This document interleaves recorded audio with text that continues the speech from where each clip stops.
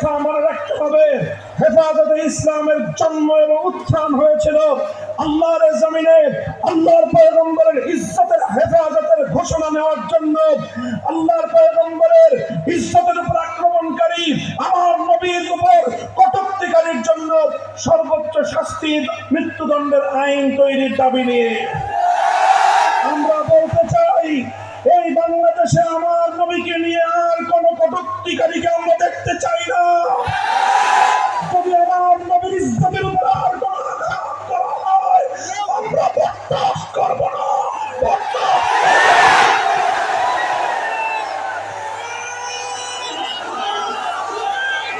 হেফাজতে ইসলাম বাংলাদেশের সবচেয়ে বেশি মজলুম সংগঠন। বিরোধী দল হিসেবে বিএনপি নির্যাতনের শিকার হয়েছে, জামায়াতে ইসলামী বাংলাদেশ নির্যাতনের শিকার হয়েছে, হেফাজতে ইসলাম বাংলাদেশ 13 সালে গণহত্যার শিকার হয়েছে, 21 সালে গণহত্যার শিকার হয়েছে। হেফাজতে ইসলাম বাংলাদেশ 13 সালে আমার শহীদদের হত্যাকাণ্ডের বিচার চাই, 21 সালের আমার শহীদদের হত্যাকাণ্ডের বিচার চাই। শেখ হাসিনাকে ধরে এনে তার খুনি মন্ত্রিসভার সদস্যদেরকে ধরে এনে বাংলার মাটিতে বিচার কায়েম করতে হবে। বিচার বিচার বিচার চাই, খুনিদের বিচার চাই, শহীদদের রক্ত বৃথা যেতে দেব না। পরিষ্কার আমরা আখেরি ঘোষণা, 2013 সালে হেফাজতে ইসলামের উত্থান ঘটেছিল তখন, যখন বাংলাদেশকে নাস্তিকবাদ গ্রাস করার পায়তারা চালিয়েছিল। শাহবাগী চেতনার নামে আমার বাংলাদেশের নতুন প্রজন্মকে যখন নাস্তিক বানাবার ষড়যন্ত্র হয়েছিল, হেফাজত রক্ত দিয়েছে, জীবন দিয়েছে এদেশ থেকে নাস্তিকবাদকে রুখে দেওয়ার জন্য। আজ সেই জালিম শাহীর পতনের পরেও এখনো পর্যন্ত শিক্ষা ব্যবস্থা থেকে নাস্তিকবাদের শেকড় উপড়ে ফেলা হয় নাই। আমরা দেখছি, আমরা যৌক্তিক সময় দিতে চাই, কিন্তু অন্তর্বর্তীকালীন সরকার, নেতৃত্বাধীন সরকার এই বাহানা দিয়ে আমাদের এই দাবি পূরণে বেশি কাল ক্ষেপণ করা যাবে না। আগামী শিক্ষাবর্ষের আগে জাতীয় শিক্ষা সিলেবাস থেকে নাস্তিকবাদের সকল শেকড় উপড়ে ফেলতে হবে। আর যদি সেটা না করেন, হেফাজতে ইসলামের মঞ্চ থেকে ঘোষণা করছি, আগামী 2025 সালের 1 জানুয়ারি হেফাজতে ইসলাম নতুন পাঠ্যসূচি বাংলাদেশের কোন শিক্ষা প্রতিষ্ঠানে কার্যকর হতে দেবে না। আমরা আমাদের সকল শহীদদের হত্যাকাণ্ডের বিচার চাই। আর একটা কথা বলে শেষ করছি, আমাদের আমির মরহুম আল্লামা আহমদ শফি রহমতুল্লাহ আলাইহিকে বিগত সরকার এবং তার প্রশ্রয়ে ষড়যন্ত্রকারীরা আমার ধারণা মতে হত্যা করেছে, এবং হত্যা করে তার দায় আমাদের আমির মরহুম আল্লামা জুনায়েদ বাবুনগরীর উপর চাপাবার অপচেষ্টা চালিয়েছে।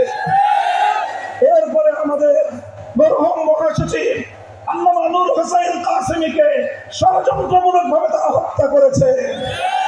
এরপরে আল্লামা জুনায়েদ বাবুনগরীকে তারা হত্যা করেছে। অন্তর্বর্তীকালীন সরকারকে বলবো, এই 3 হত্যাকাণ্ডের সুষ্ঠু তদন্তের মাধ্যমে প্রকৃত দোষীদেরকে চিহ্নিত করে বিচার করতে হবে। আমরা একটা যৌক্তিক সময় দেব, এরপরে যদি তোমরা সেটা করতে ব্যর্থ হও, তাহলে কত ধানে কত চাল হেফাজত বাংলাদেশে সেটা বুঝিয়ে দেবে ইনশাআল্লাহ। আল্লাহর এই জমিন ইসলামের জমিন, এই জমিন আল্লামা আহমদ শফির জমিন, এই জমিন আল্লামা জুনায়েদ বাবুনগরীর জমিন, এই জমিন আল্লামা মুহিবুল্লাহ বাবুনগরীর জমিন। হেফাজতে ইসলামকে মাইনাস করে বাংলাদেশ অতীতেও ভালো চলে নাই, আজও ভালো চলতে পারবে না, ভবিষ্যতেও ভালো চলতে পারবে না। হেফাজতের সাথে আছেন তো? থাকবেন তো? নাম ছড়াতে হলে দিবেন তো? রাতের অন্ধকারে অশ্রু ঝরাবেন তো? প্রয়োজনে আবার স্বপ্ন চত্বরে গিয়ে বুকের রক্ত খাওয়া দেবেন ইনশাআল্লাহ। ইনশাআল্লাহ শাহাদাতের সিঁড়ি বেয়েই কালেমার ঝন্ডা বাংলাদেশে পথ পথ করে উদ্দিন হবে। সেদিনের সেই সংগ্রামী সালাম অভিবাদন জানিয়ে শেষ করলাম। ওয়া আখিরু দাওয়ানা আলহামদুলিল্লাহি রাব্বিল আলামিন। হেফাজতে ইসলাম বাংলাদেশ জিন্দাবাদ, বাংলাদেশ জিন্দাবাদ। নাসরুম মিনাল্লাহি ওয়া ফাতহুন করিম।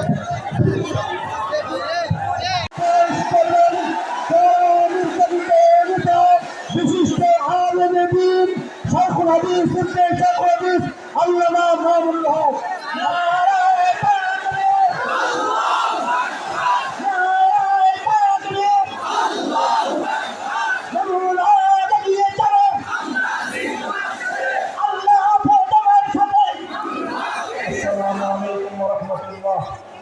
نحمد الله تعالى ونصلي على رسوله الكريم أما بعد أعوذ بالله من الشيطان الرجيم بسم الله الرحمن الرحيم ولا تحسبن الله غافلا عما يعمل الظالمون صدق الله العظيم।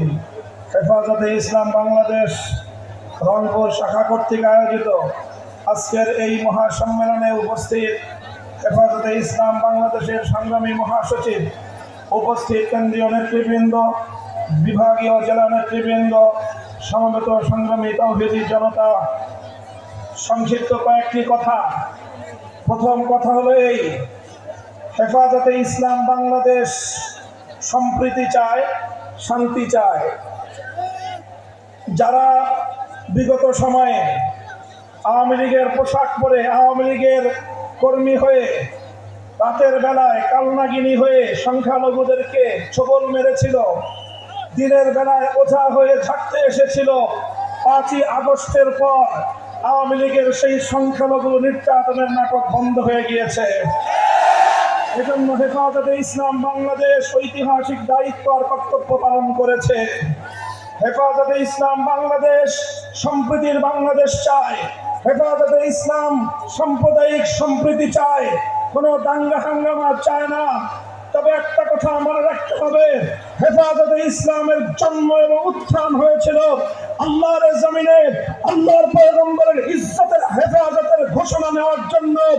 আল্লাহর পয়গম্বরের ইজ্জতের উপর আক্রমণকারী আমার নবীর উপর কটূক্তিকারীর জন্য সর্বোচ্চ শাস্তির মৃত্যুদণ্ডের আইন তৈরির দাবি নিয়ে আমরা বলতে চাই, এই বাংলাদেশে আমার নবীকে নিয়ে আর কোন কটূক্তিকারীকে আমরা দেখতে চাই না। যদি আমার নবীর ইজ্জতের উপর আর কোন আঘাত করা হয়, আমরা বরদাস্ত করব না।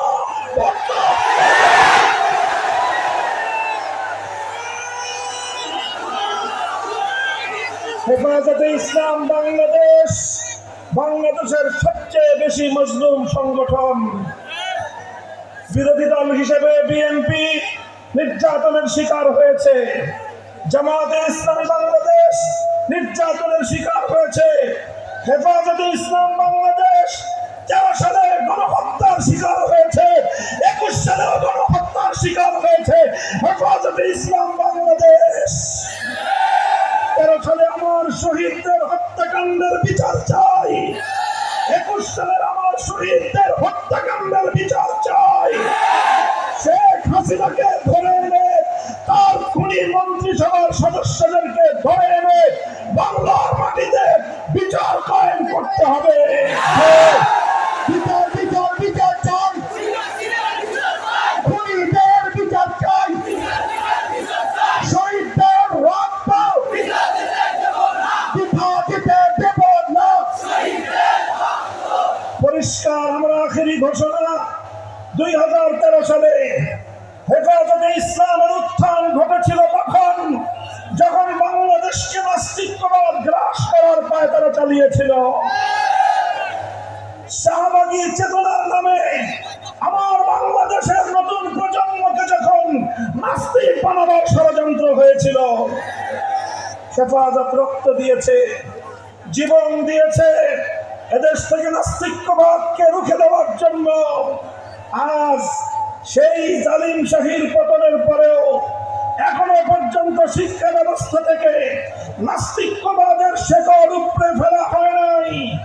আমরা দেখছি, আমরা যৌক্তিক সময় দিতে চাই, কিন্তু অন্তর্বর্তীকালীন সরকার না তত্ত্বাবধায়ক সরকার এই বাহানা দিয়ে আমাদের এই দাবি পূরণে বেশি কালক্ষেপণ করা যাবে না। আগামী শিক্ষাবর্ষের আগে জাতীয় শিক্ষা সিলেবাস থেকে নাস্তিকবাদের সকল শেকড় উপড়ে ফেলতে হবে। আর যদি সেটা না করেন, হেফাজতে ইসলামের মঞ্চ থেকে ঘোষণা করছি, আগামী 2025 সালের 1 জানুয়ারি হেফাজতে ইসলাম নতুন পাঠ্যসূচি বাংলাদেশের কোন শিক্ষা প্রতিষ্ঠানে কার্যকর হতে দেবে না। আমরা আমাদের সকল শহীদদের হত্যাকাণ্ডের বিচার চাই। আর একটা কথা বলে শেষ করছি, আমাদের আমির মরহুম আল্লামা আহমদ শফি রহমতুল্লাহ আলাইহিকে বিগত সরকার এবং তার প্রশ্রয়ে ষড়যন্ত্রকারীরা আমার ধারণা মতে হত্যা করেছে, এবং হত্যা করে তার দায় আমাদের আমির মরহুম আল্লামা জুনায়েদ বাবুনগরীর উপর চাপাবার অপচেষ্টা চালিয়েছে। এরপরে আমাদের মরহুম মহাসচিব আল্লামা নূর হোসেন কাসেমীকে ষড়যন্ত্রমূলকভাবে তারা হত্যা করেছে। এরপরে আল্লামা জুনায়েদ বাবুনগরীকে তারা হত্যা করেছে। অন্তর্বর্তীকালীন সরকারকে বলবো, এই 3 হত্যাকাণ্ডের সুষ্ঠু তদন্তের মাধ্যমে প্রকৃত দোষীদেরকে চিহ্নিত করে বিচার করতে হবে। আমরা একটা যৌক্তিক সময় দেব, এরপরে যদি তোমরা সেটা করতে ব্যর্থ হও, তাহলে কত ধানে কত চাল হেফাজত বাংলাদেশে সেটা বুঝিয়ে দেবে ইনশাআল্লাহ। আল্লাহর এই জমিন ইসলামের জমিন, এই জমিন আল্লামা আহমদ শফির জমিন, এই জমিন আল্লামা জুনায়েদ বাবুনগরীর জমিন, এই জমিন আল্লামা মুহিবুল্লাহ বাবুনগরীর জমিন। হেফাজতে ইসলামকে মাইনাস করে বাংলাদেশ অতীতেও ভালো চলে নাই, আজও ভালো চলতে পারবে না, ভবিষ্যতেও ভালো চলতে পারবে না। হেফাজতের সাথে আছেন তো? থাকবেন তো? নাম ছড়াতে হলে দিবেন তো? রাতের অন্ধকারে অশ্রু ঝরাবেন তো? প্রয়োজনে আবার স্বপ্ন চত্বরে গিয়ে বুকের রক্ত খাওয়া দেবেন ইনশাআল্লাহ। ইনশাআল্লাহ শাহাদাতের সিঁড়ি বেয়ে কালেমার ঝান্ডা বাংলাদেশে পথ করে উদ্দিন হবে। সেদিনের সেই সংগ্রামী সালাম অভিবাদন জানিয়ে শেষ করলাম। ওয়া আখিরু দাওয়ানা আলহামদুলিল্লাহি রাব্বিল আলামিন। হেফাজতে ইসলাম বাংলাদেশ জিন্দাবাদ, বাংলাদেশ জিন্দাবাদ। নাসরুম মিনাল্লাহি ওয়া ফাতহুন করিম।